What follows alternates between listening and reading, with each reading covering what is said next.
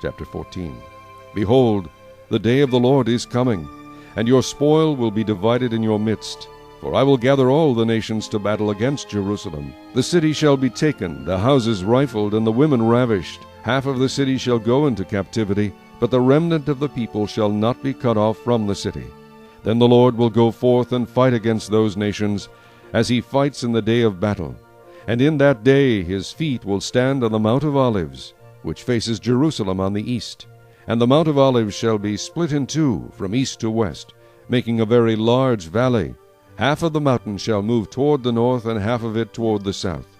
Then you shall flee through my mountain valley, for the mountain valley shall reach to Azal. Yes, you shall flee as you fled from the earthquake in the days of Uzziah king of Judah. Thus the Lord my God will come, and all the saints with you. It shall come to pass in that day that there will be no light, the lights will diminish. It shall be one day which is known to the Lord, neither day nor night.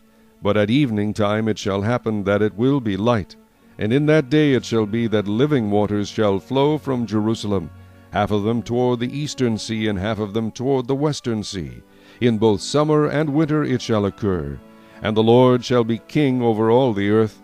In that day it shall be, the Lord is one, and his name one. All the land shall be turned into a plain from Geba to Rimmon south of Jerusalem.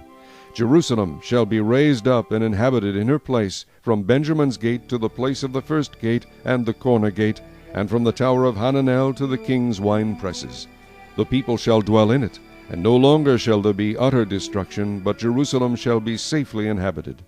And this shall be the plague with which the Lord will strike all the people who fought against Jerusalem. Their flesh shall dissolve while they stand on their feet.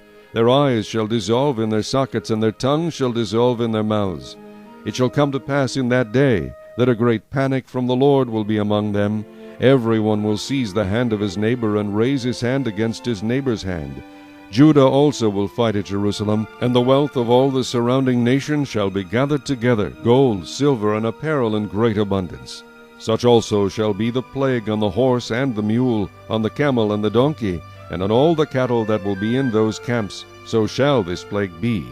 And it shall come to pass that every one who is left of all the nations which came against Jerusalem shall go up from year to year to worship the King, the Lord of hosts, and to keep the Feast of Tabernacles.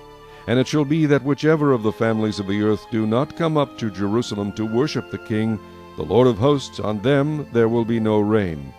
If the family of Egypt will not come up and enter in, they shall have no rain. They shall receive the plague with which the Lord strikes the nations who do not come up to keep the Feast of Tabernacles. This shall be the punishment of Egypt, and the punishment of all the nations that do not come up to keep the Feast of Tabernacles.